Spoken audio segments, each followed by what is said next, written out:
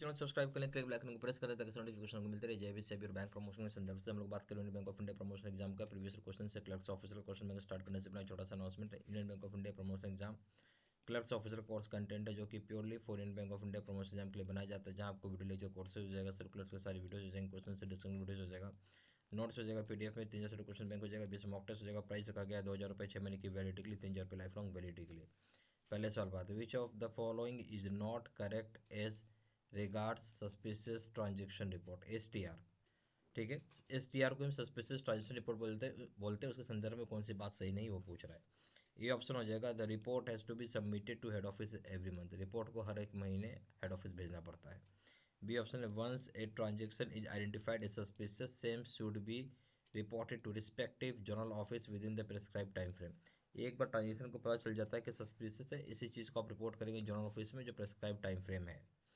सी option है, branches should not put any restriction on operations in the account where an STR has been submitted। Branches किसी भी प्रकार का restriction नहीं put करेगी अकाउंट में जहाँ कहीं भी STR पाया गया है या चाहे STR सबमिट किया गया है। डी ऑप्शन है, customer should not know about the STR file in account. Customer को पता नहीं चलना है कि STR फाइल किया गया उसके अकाउंट में। तो कौन सा सवाल सही नहीं वो पूछ रहा है, किस संदर्भ में? सस्पिशियस ट्रांजेक्शन रिपोर्ट के संदर्भ में आपसे पूछ रहा है। ठीक है, तो यहाँ आप देखेंगे तो आपको समझ में आएगा कि जो ए ऑप्शन बोलता है कि सस्पेंस ट्रांजेक्शन रिपोर्ट के संदर्भ में जो सही नहीं है वो आपसे पूछ रहा है। तो जो ए ऑप्शन बोलता है कि रिपोर्ट को सबमिट करना पड़ेगा हेड ऑफिस में हर महीने, तो ये जो ऑप्शन है गलत है, ऐसा कुछ नहीं है। बी ऑप्शन है कि अगर ट्रांजेक्शन एक बार पता चलता है सस्पिशियस, इसी चीज़ के बारे में आप जनरल ऑफिस को रिपोर्ट करेंगे टाइम प्रेस्क्राइब टाइम फ्रेम, बात सही है। सी ऑप्शन बोलता है, ब्रांचेस किसी प्रकार का रिस्ट्रिक्शन नहीं डालेगी ऑपरेशन के ऊपर जहाँ कहीं भी STR पाया गया है चाहे STR सबमिट किया गया, ये बात भी सही है। डी ऑप्शन बोलता है, कस्टमर को पता नहीं चलना चाहिए कि आपने STR फाइल किया हुआ अकाउंट में, ये बात भी सही है। तो गलत क्या था? A option.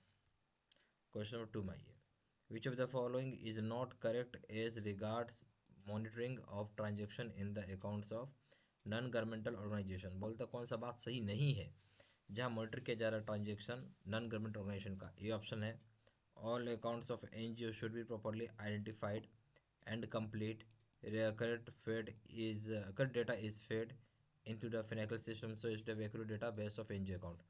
तो बोलता है कि सारा NGO अकाउंट जो होगा उसको प्रॉपर्ली आइडेंटिफाई करना है, कंप्लीट करना है, क्रेडिट डेटा फेड होना चाहिए फाइनेंशियल सिस्टम में ताकि आपको एक्यूरेट डेटाबेस बन सके NGO अकाउंट का। बी ऑप्शन है, all NGO account should be in compliance with extent KYC AML safety guidelines. बोलता है सारे NGO अकाउंट्स इन कंप्लायंस होना चाहिए KYC AML सेफ्टी गाइडलाइंस के एक्सटेंट तक।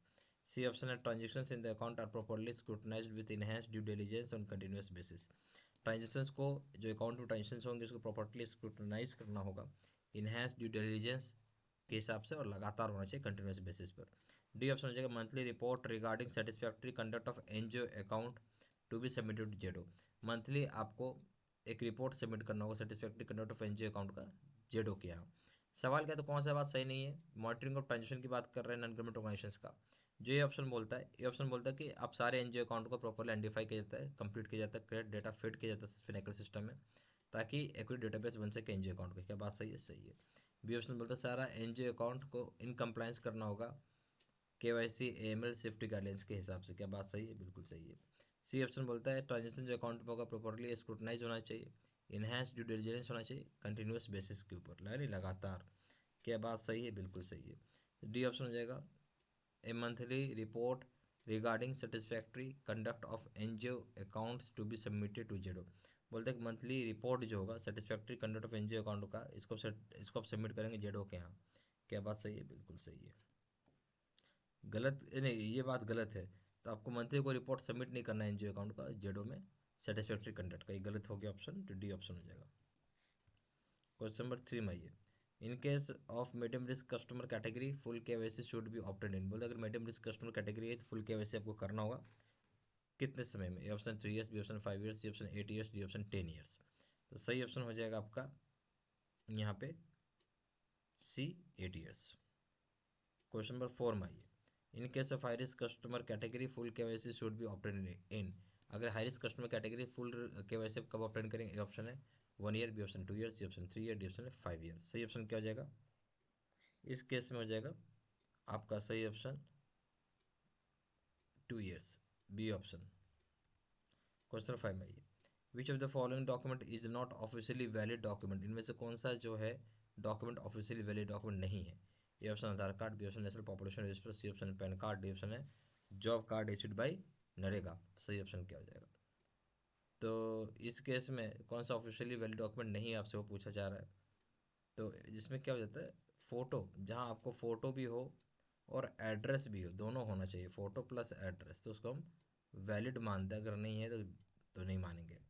तो आधार कार्ड में फ़ोटो प्लस एड्रेस दोनों होता है, A option. B option population national population register में फ़ोटो प्लस एड्रेस होता है, पैन कार्ड में खाली फ़ोटो होता है, एड्रेस नहीं होता है। जॉब कार्ड जो नरेगा इशू करता है उसमें फ़ोटो प्लस एड्रेस होता है। सही ऑप्शन क्या हो जाएगा? सी। क्वेश्चन नंबर 6 में आइए, the scheme code for opening a small saving account is, scheme code क्या है ओपन करना आपको small saving account? A option 105, B option 106, C option 161, D option 190। सही ऑप्शन हो जाएगा बी 106। क्वेश्चन नंबर 7 में आइए, in case of transactions carried by non customer that is walk in customer, customers identity and address should be verified if the transaction is equal and more than. अगर बोलता है ये case है जो carry out किया non customer के द्वारा, that is walk in customer है, तो कस्टमर की आइडेंटिटी और एड्रेस को वेरीफाई करना होगा, ट्रांजेक्शन का अमाउंट कितने रुपए चाहे उससे ज़्यादा होगा। Option rupees 10,000, B option rupees 25,000, C option rupees 50,000, D option rupees 1,00,000। सही ऑप्शन क्या हो जाएगा? 50,000 रुपये, सी ऑप्शन।